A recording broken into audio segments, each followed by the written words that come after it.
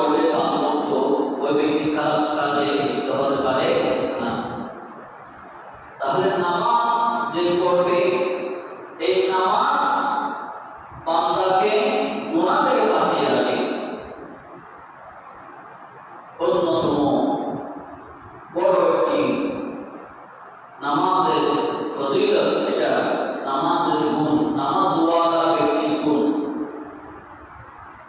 এরপর আল্লাহ সুবহানাহু ওয়া তাআলা নবীজির মাধ্যমে বলেছেন, সাহাবায়ে কেরামকে প্রশ্ন করেছেন নামাজের গুরুত্ব সম্পর্কে। এই হাদিস পাক হয়তো আপনারা জানেন, অসংখ্যবার আপনারা শুনেছেন যে 5 ওয়াক্ত নামাজ, যে 50 ওয়াক্ত থেকে কমে 5 ওয়াক্ত করা হয়েছে। 5 ওয়াক্ত নামাজ সম্পর্কে আল্লাহ নবী সাহাবায়ে কেরামকে প্রশ্ন করলেন। যেটা রুবাইয়া রাদিয়াল্লাহু আনহা রাওয়ায়াত হাদিস পাক, বুখারী এবং মুসলিম শরীফের মধ্যে এই হাদিস পাক এসেছে। বাড়ির সামনে যদি নদী থাকে, ওই নদীর মধ্যে 5 বার দৈনিক গোসল করলে ওই গোসলওয়ালা ব্যক্তির শরীরে কোনো ময়লা থাকতে পারে? আপনারা বলুন না, কোনো ময়লা থাকতে পারে তার শরীরে? বুঝলেন না? আমাদের বাড়ির সামনে, আপনাদের বাড়ির সামনে পুকুর আছে, নবীজি নদী দিয়ে বুঝিয়েছেন, তৎকালীন নদী ছিল।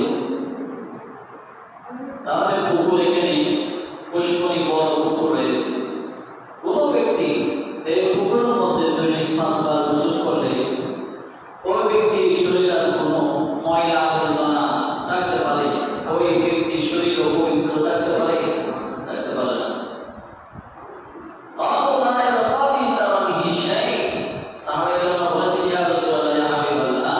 ওই ব্যক্তির শরীরে কোনো ময়লা থাকতে পারে না। আমার নবীজি বলেন,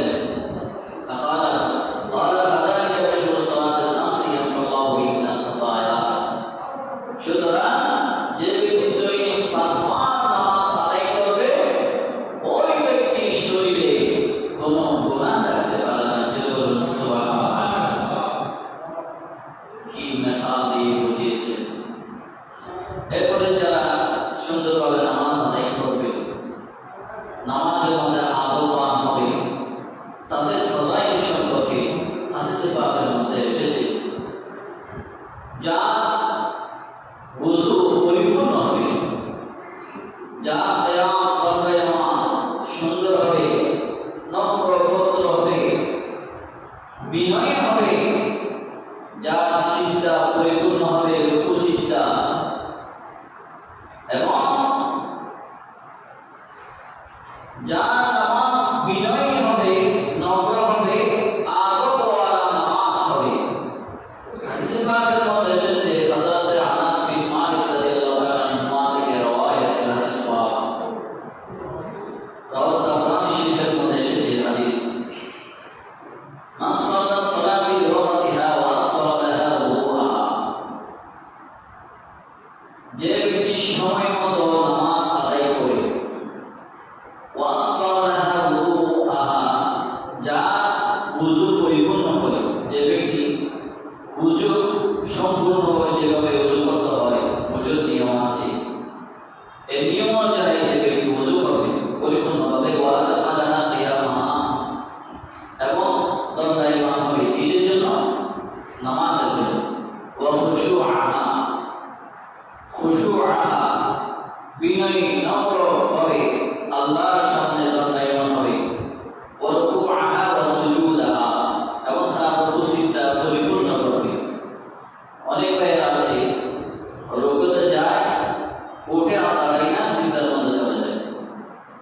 রুকু থেকে উঠে কমপক্ষে 3 তাসবিহ পরিমাণ দণ্ডায়মান হতে হবে, এটা ওয়াজিব। অনেক ভাইরা আছে রুকুতে যায়, না উঠে আবার সিজদায় চলে যায়। আবার অনেকে আছে সিজদা একটা যায়, উঠে না বসে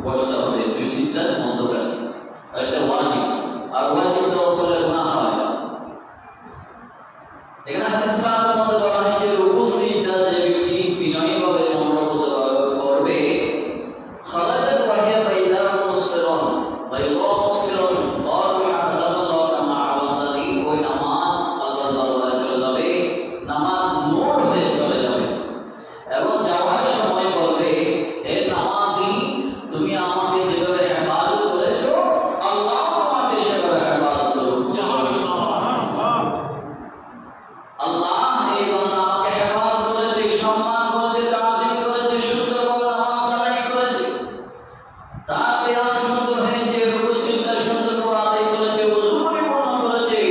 ও আল্লাহ, যেভাবে আমাকে সম্মান জানিয়ে যেভাবে আদায় করেছে, আল্লাহ তুমিও তাকে সম্মানিত করো। কে বলবে?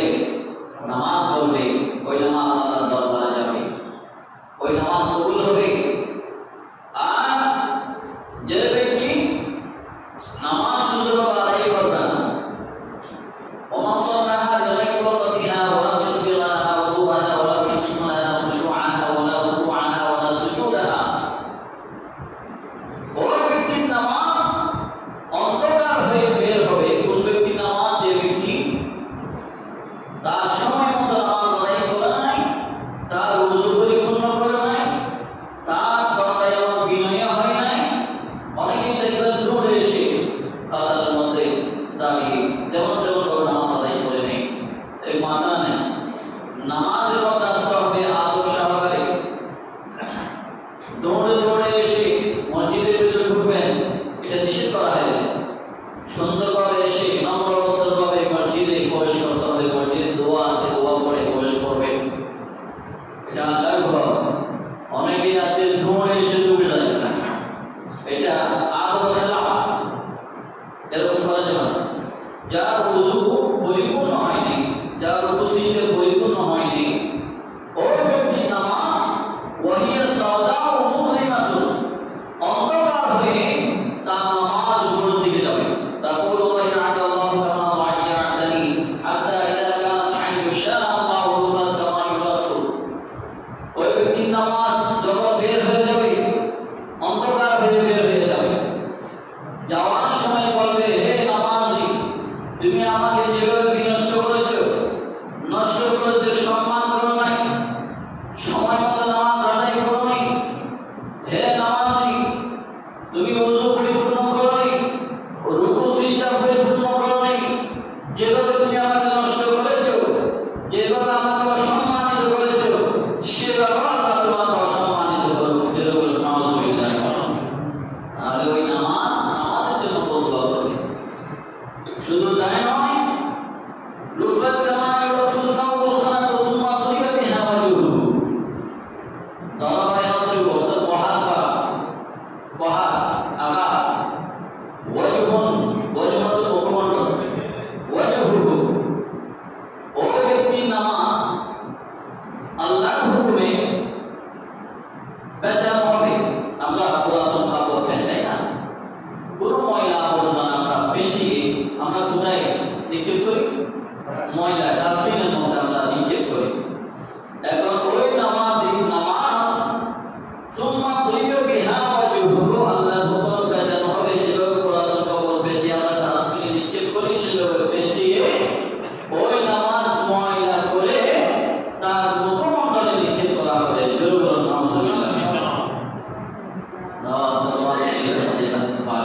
তাহলে যারা সুন্দরভাবে বলতে মতো নামাজ আদায় করবে, ওযু পরিপূর্ণ করবে, রুকু সিজদা পরিপূর্ণ করবে, বিনয় হবে, সুন্দরভাবে দণ্ডায়মান হয়ে নামাজ আদায় করবে, পা বন্ধ অনুযায়ী আদব সহকারে তার নামাজ নূর হয়ে বের হয়ে আল্লাহর দরবারে যাবে। ওই নামাজ যাওয়ার সময় দোয়া করবে, ও আল্লাহ, এই নামাজে আমাকে সম্মান করেছে, তাজিম করেছে, আল্লাহ তুমিও তাকে সম্মানিত করো। এবার দোয়া করবে। আর ওই নামাজের জন্য দোয়া করবে যে বেনামাজি, সময় মতো আদায় করে নাই, রুকু সিজদা ওযু পরিপূর্ণ করে নাই, ওই নামাজের জন্য দোয়া করবে এবং তার নামাজ তার মুখমণ্ডলের মধ্যে নিক্ষেপ করা হবে। যেরকম নামাজ। তাহলে এখন স্পষ্টভাবে আপনারা বুঝতে পেরেছেন। আমি আস্তে আস্তে বলেছি বোঝার জন্য। এরপর আসুন, যারা নামাজ আদায় করে না, যেমন আমরা রমজানের মধ্যে মসজিদ বদল দেখলাম, এখন দেখুন রমজানের পরে কি অবস্থা মসজিদে। তাহলে নামাজ সম্পর্কে যারা বেখবর, তারা ক্ষতিগ্রস্ত। আমি শুরুতে আয়াত কারিমা তেলাওয়াত করেছি। ওই নামাজ যারা বেনামাজি, তাদের জন্য দুনিয়ার মধ্যে অনেক বড় বড় শাস্তি আছে। তার মধ্যে 3টা শাস্তি দুনিয়ার মধ্যে, সালাতের মধ্যে এবং কবরের মধ্যে এবং তিনটা শাস্তি, এটার মধ্যে এসেছে, অনেকগুলো এসেছে, সবগুলো বলতে গেলে তো অনেক সঙ্গীত হয়ে যাও। তিনটা বলি, এটা খুব খেয়াল করবে যারা নামাজ আমাদের পাবন নয়, বেনামাজি তাদের কথা বলেছে। প্রথম নম্বর, দুনিয়ার মধ্যে তার চেহারা থেকে নূর চলে যাবে। যারা নামাজ আদায় করে না, দেখবে যারা ঠিক মতো নামাজ আদায় করে না, নামাজ আদায় করে না, তাদের চেহারা থেকে নূর চলে যায়, তাদের চেহারার মধ্যে নূর থাকে। দ্বিতীয় নাম হলো তার হায়াত কমে যাবে। তৃতীয় নম্বর হলো তার রিজিক কমে যাবে, রিজিক সংকুচিত হয়ে যাবে। আর এগুলো রয়েছে অন্তত বড় বড় দুনিয়ার মধ্যে এই শাস্তিগুলো তাদের উপর অর্পিত হবে। আর যে নামাজি, তাদের চেহারার মধ্যে নূর চমকাতে থাকবে। এবং দ্বিতীয় নম্বর, তার হায়াতের বাজেট ঠিক থাকবে, আল্লাহ ইচ্ছা করে আরো বাড়িয়ে দেবে। এবং তৃতীয় নম্বর, তার রিজিকের মধ্যে বরকত হবে, রিজিক আরো বাড়িয়ে দেবে। এটা যারা নামাজি। আর যারা বেনামাজি, তাদের জন্য তিনটা শাস্তি উল্লেখ করেছে। এরপরে সাকারাতের বিছানার মধ্যে তিনটি শাস্তি, অনেকগুলো বড় বড় শাস্তি আসবে, তার মধ্যে তিনটি শাস্তি হলো, প্রথম নম্বর হলো তার জবান দিয়ে কালমা নসিব হবে না। অনেক চেষ্টা করবে কালমা পাঠ করার জন্য, কিন্তু তার জবান দিয়ে কলমা উচ্চারিত হবে না। বেনামাজি হিসেবে, কুফরি হিসেবে, অমুসলিম হিসেবে তার মৃত্যু হবে। দ্বিতীয় নম্বর হলো সে ক্ষুধার্ত থাকবে, এমনভাবে সে ক্ষুধার্ত থাকবে, দুনিয়ার সব খাবার তার পেটের মধ্যে যদি দেওয়া হয়, মুখের মধ্যে যদি সে খেয়েও ফেলে, তারপর তার ক্ষুধা নিবারণ হবে না। তৃতীয় নম্বর হলো সে পিপাসার্ত থাকবে, এমনভাবে পিপাসার্ত থাকবে, সমুদ্রের পানিও যদি তাকে পান করানো হয়, তারপর তার তৃষ্ণা নিবারণ হবে না। আর যারা ইমানদার, যারা মুসলমান নামাজি, তাদের সহজেই কালমা নসিব হবে, তারা কষ্ট পাবে না। বেনামাজিরা কষ্ট পাবে। কেমন কষ্ট পাবে বেনামাজিরা? চাকু দিয়ে চামড়া উপড়ানো হলে যেভাবে যন্ত্রণা হয়, এর চেয়ে আরো 100 গুণ 1000 গুণ বেশি যন্ত্রণা হবে তার জান কবজ করার সময় বেনামাজ। আর যারা নামাজি, তাদের সহজেই কালমা নসিব হয়ে যাবে, ইন্তেকাল সুন্দর হবে, এবং জান্নাতের ফেরেশতারা এসে তাকে রিসিভ করবে। এবং তৃতীয় নম্বর হলো সে ক্ষুধার্ত থাকবে না, তাকে জান্নাতি খাবার খাওয়ানো হবে। এবং তৃতীয় নম্বর হলো সে পিপাসার্ত থাকবে না, যে নামাজি, তাকে জান্নাতি পানি পান করানো হবে। এরপরে কবরের মধ্যে চলে যাবে। আমি দ্রুত বলছি, সময় শেষের দিকে, সেজন্য কবরের মধ্যে যখন রাখা হবে, সাথে সাথে বেনামাজি বাম পাশের মাটি চাপ দিবে, এমন ভাবে বাম পাশের হাড় ডান পাশ দিয়ে বের হয়ে যাবে, এবং ডান পাশের হাড় বাম পাশ দিয়ে বের হয়ে যাবে, এমন ভাবে আযাব দেওয়া হবে। এবং দ্বিতীয় নম্বর হলো তাকে দেওয়ার সাথে সাথে জাহান্নামে ধাপ ধাপ করে দেবে। এবং তৃতীয় নম্বর হলো তার জন্য এমন একটি সাপ নির্মিত করা হবে, যাকে বলা হয় যে সাজার খাওয়া। এই সাপ এমন ভয়ঙ্কর যে আমরা অজগর সাপ দেখি, আমরা দেখি, এর চেয়ে আরো বিশাল। এই সাপের মুখ দিয়ে আগুন বের হবে, এবং তার চোখ দিয়ে আগুন বের হবে, তার চোখের মতো হলুদ রঙের দুইটি চিহ্ন থাকবে। এই সাপ এই বেনামাজির সাথে কথা বলবে, হে বেনামাজি শোনো, আমি খেয়ে জানো যে তুমি নামাজ নষ্ট করেছো, সেটি আমি আল্লাহ পাক আমাকে নিয়োজিত করেছে তোমাকে শাস্তি দেওয়ার জন্য। এবং এক চোখল মারবে, মারার সাথে সাথে 70 গজ ভিতরে ঢুকে যাবে, এবং আবার তাকে ধরা হবে, ঠেলে ধরে আবার তাকে চোখল মারা হবে,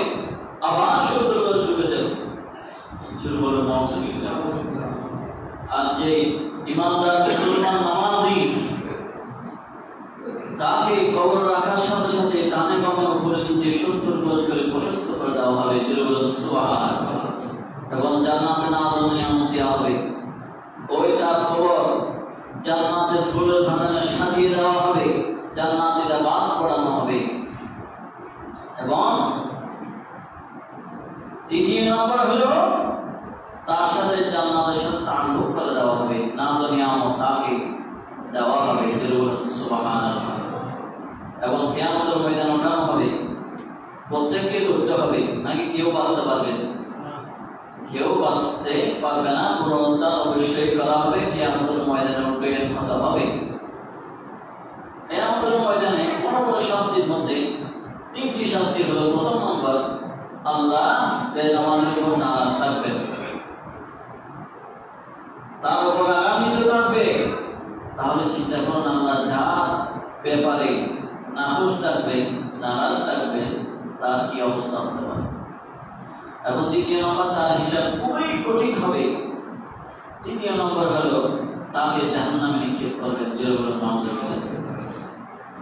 আর যারা ইমানদার, তাদের ইমানদার মুসলমান নামাজি, পাবনওয়ালা নামাজি, তাদের সম্পর্কে আল্লাহ পাক আমার নবীর মাধ্যমে হাদিসে পাকের মধ্যে বলেছে যে আউয়ালু মা ইউহাসাবু বিল আমালি ইয়াউমাল কিয়ামাহ মিন আমালিহিস সালাহ। সর্বপ্রথম প্রশ্ন করা হবে নামাজ সম্পর্কে। যারা নামাজ সম্পর্কে সুন্দরভাবে নামাজ আদায় করে যে দুনিয়া জমিনের মধ্যে, তাদেরকে আল্লাহ পাক তাদের ব্যাপারে খুশি থাকবেন, সন্তুষ্ট থাকবেন, এবং তাদের হিসাব খুব সুন্দরভাবে হবে। অতি দ্রুত তাদের প্রশ্ন ঠিক সুন্দরভাবে তাড়াতাড়ি হয়ে যাবে, এবং তাদেরকে ওই জান্নাতি খাবার তাদেরকে পরিবেশন করা হবে, বলুন সুবহানাল্লাহ। এবং তৃতীয় নম্বর হলো তাদেরকে জান্নাতের মধ্যে দেওয়া হবে, ইন্নাল মুত্তাকিনা ফি জান্নাতিন ওয়া আয়ুন। এভাবে কোরআন পাকের মধ্যে এসেছে তাদেরকে জান্নাতে দেওয়া হবে, এবং তাদেরকে জান্নাতের মধ্যে হুরদের সাথে শাদী করে দিবেন, এবং অসংখ্য নাজ নিয়ামত সেখানে দিবেন। এবং যে বেনামাজি, তাদেরকে প্রশ্ন করা হবে। এক ব্যক্তি আসবে, আল্লাহ সুবহানাহু ওয়া তাআলা তাকে প্রশ্ন করবেন, হে নামাজি, হে বান্দা, আমি যে তোমাদেরকে নামাজ আদায় করতে বলেছি, আন যিকরিল্লাহ, আমার জিকির থেকে গাফিল না হওয়ার জন্য বলেছিলাম, তোমরা কি আদায় করেছো নামাজ? আউয়াল মা ইউহাসাবু বিল আবদি ইয়াউমাল কিয়ামাহ মিন আমালিহিস সালাহ। এই নামাজ সম্পর্কে তুমি বলো, তুমি নামাজ আদায় করেছো কিনা? এক বান্দা আসবে, তার থেকে বেশি সন্তান সন্ততি ছিল, সে বাহানা করবে, ও আল্লাহ, আমার থেকে অসংখ্য সন্তান সন্ততি ছিল, এগুলোর ভরণ পোষণ করতে ঘুম থেকে সময় চলে গিয়েছে, আল্লাহ আমি বেখবর। তখন আমার আল্লাহ ডাক দিয়ে বলবেন, হে ফেরেশতারা, যাও ইয়াকুব আলাইহিস সালামকে নিয়ে এসো। ইয়াকুব আলাইহিস সালাম সন্তান বেশি ছিল নাকি তোমার সন্তান বেশি ছিল? ইয়াকুব আলাইহিস সালামের 12টি সন্তান ছিল। কই হযরত ইউসুফ আলাইহিস সালামের বিচ্ছেদের পরও এমন বিরহের কান্না করেছিল, চোখের জ্যোতি পর্যন্ত চলে গিয়েছে। ওই এক মুহূর্ত তো আমার জিকির থেকে আমার ইয়াকুব আলাইহিস সালাম বেখবর ছিলেন না। এই বান্দার হৃদয়ে যাবে শর্মিন্দা হয়ে যাবে। তখন আল্লাহ আদেশ দিবেন জাহান্নামের ফেরেশতাদেরকে, এই হতভাগা বান্দাকে জাহান্নামে নিক্ষেপ করো। জাহান্নামে নিক্ষেপ করা হবে। আরেকজন ব্যক্তি আসবে, লা তুলহিকুম আমওয়ালুকুম, আল্লাহ পাক যে বলেছেন, হে বান্দারা শোনো, তোমাদেরকে আমি ধন সম্পদ দিচ্ছি, যারা সম্পত্তি দিয়েছি, এগুলো পেয়ে তোমরা গাফিল হয়ে না, বেখবর হয়ে না। এক ব্যক্তি আসবে, আল্লাহ আমার অসংখ্য টাকা সম্পদ দিয়েছো, আপনি দিয়েছেন, এগুলো রক্ষণাবেক্ষণ করতে করতে কোন দিকে সময় গিয়েছে, আল্লাহ আমি বেখবর, আমি জানি না, নামাজ ঠিক মতো আদায় করতে পারি না, আল্লাহ মাফ করে দিন। এভাবে সে বাহানা করবে। আল্লাহ পাক বলবেন, হে ফেরেশতারা, যাও যাও, আমার সুলাইমান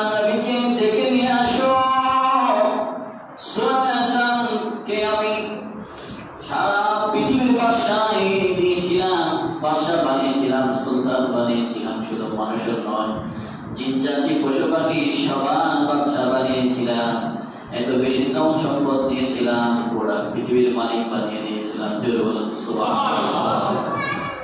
ওরা পৃথিবীর মালিক বাদশা ছিল। এরপরও জিজ্ঞাসা করে দেখো, এক মুহূর্ত আমার জিকির থেকে, আমার ইয়াদ গাহি থেকে, আমার স্মরণ থেকে গাফিল ছিল না, বেখবর ছিল না। গোটা পৃথিবী শাসন করেছে, এবং শুধু মানব জাতি নয়, জিন জাতি পশু পাখি সহ সবার বাদশা ছিল। ওই জিজ্ঞাসা করে মুহূর্ত গাফিল ছিল না, বেখবর ছিল না। এই বাদশা, এই ধন সম্পদ ওয়ালা ব্যক্তি শর্মিন্দা হয়ে যাবে, লজ্জিত হয়ে যাবে, আল্লাহ আমাকে মাফ করে দিন।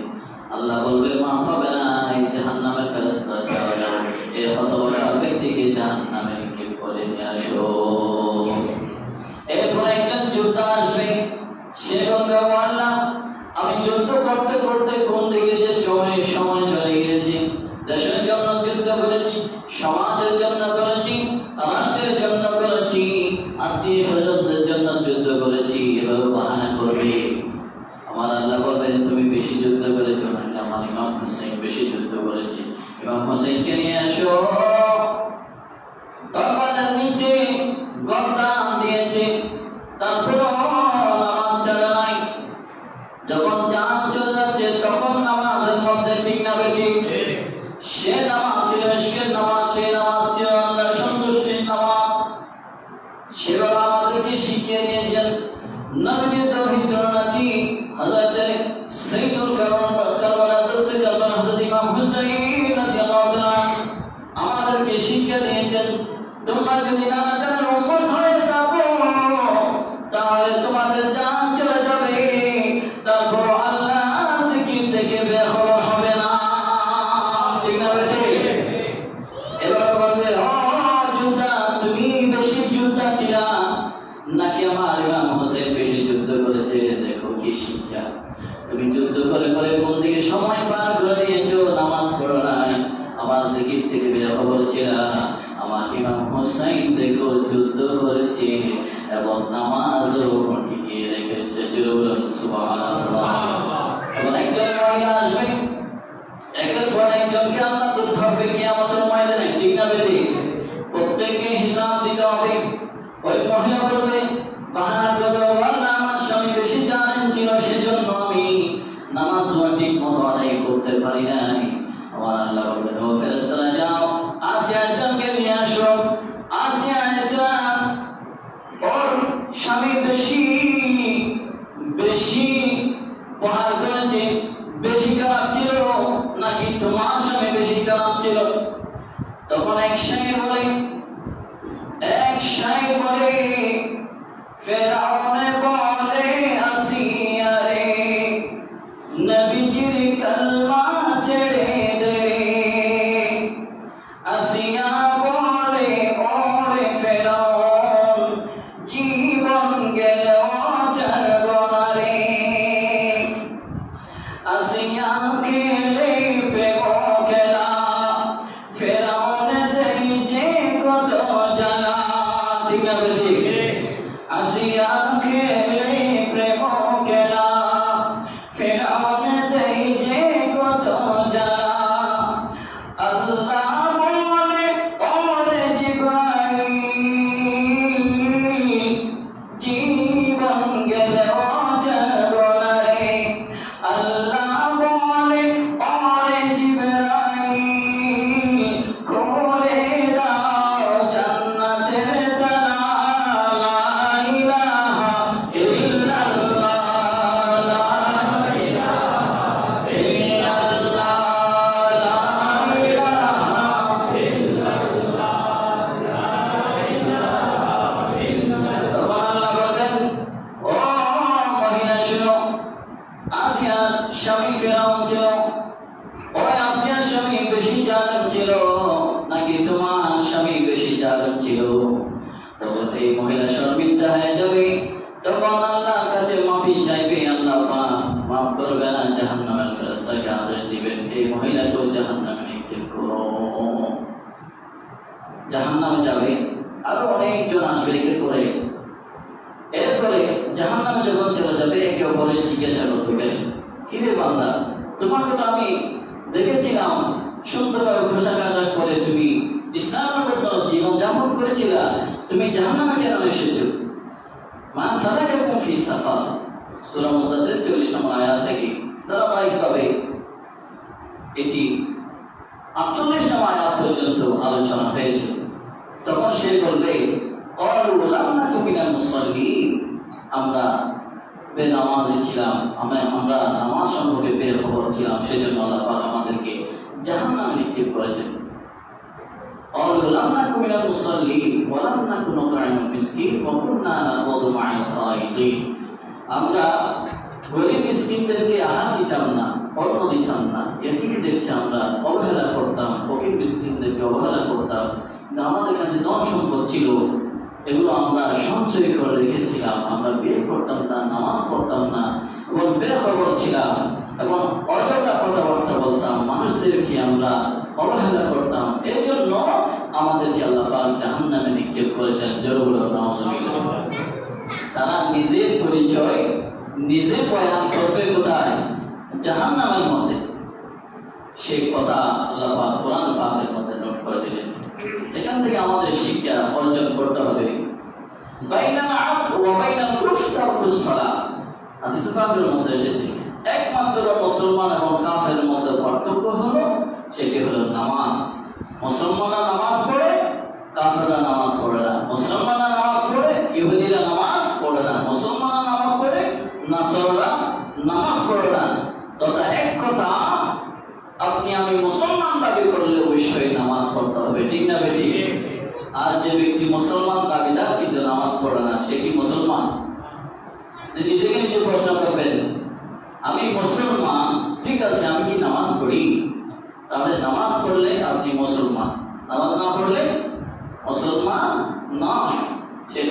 সেটি হাদিস পাকের ভাষায় আপনাদেরকে আমি বলেছি এবং আপনাদের আমল করার ব্যাপার হচ্ছে আপনাদের, আর আমল না করলে এটাও আপনাদের ব্যাপার। হিসাব দিতে হবে কার সামনে? আল্লাহ পাকের সামনে। এখান থেকে একটি কথা শুনুন। আমাদের ঘরের মধ্যে মা বোনরা আছেন, আমরা অনেক দামি দামি প্রোডাক্ট আমরা কি করি, কসমেটিক আমরা কিনে দিই, ক্রয় করে দিই, ঠিক না বেটি? যদি 5 ওয়াক্ত নামাজ 5 বার ওযু করে নামাজ আদায় করে, তাহলে দামি দামি প্রোডাক্ট আর লাগবে না, কসমেটিক ব্যবহার করতে হবে না। তার চেহারা দিয়ে অটোমেটিক আল্লাহ প্রদত্ত একটি নূর বাস করা থাকবে। যেরকম সুবহানাল্লাহ। এই শিক্ষা অর্জন করুন। প্রত্যেককেই মা বোনদেরকে বলবেন, আপনি নিজেও আমল করবেন, তাদেরকেও আদেশ দিবেন। আল্লাহ সুবহানাহু ওয়া তাআলা আমাদেরকে পাবন্দ নামাজিওয়ালা ইমানদার মুসলমান নামাজি হিসেবে আল্লাহ পাক কবুল মঞ্জুর করুন। আমিন। এবং যেভাবে আমরা রমজানের মধ্যে যেভাবে নামাজগুলো ঠিক মতো আদায় করেছি, সেভাবেও বাকি একটা মাস আমরা নামাজের মধ্যে পাবন্দ হব। আমাদের হিসাব যেন আমরা সঠিকভাবে দিতে পারি, সেজন্য আমি নিজেকে নিজে প্রশ্ন করব, আমি 5 ওয়াক্ত নামাজ আদায় করছি কিনা, আমি মুসলমানদের অন্তর্ভুক্ত আছি কিনা। এটি আমি যদি প্রত্যেকদিন যদি নিজেকে নিজে প্রশ্ন করি, তাহলে আল্লাহ সুবহানাহু ওয়া তাআলা আমাদেরকে সঠিক পথে ছড়া সেই তৌফিক আমাদেরকে দিবেন, ঠিক না বেটি? আল্লাহ সুবহানাহু ওয়া তাআলা আমাদেরকে ঈমানদার নামাজওয়ালা মুসলমান হিসেবে আল্লাহ পাক আমাদের সকল বলে আমিন ওয়া আলহামদুলিল্লাহি রাব্বিল আলামিন। আসসালামু আলাইকুম ওয়া রাহমাতুল্লাহ।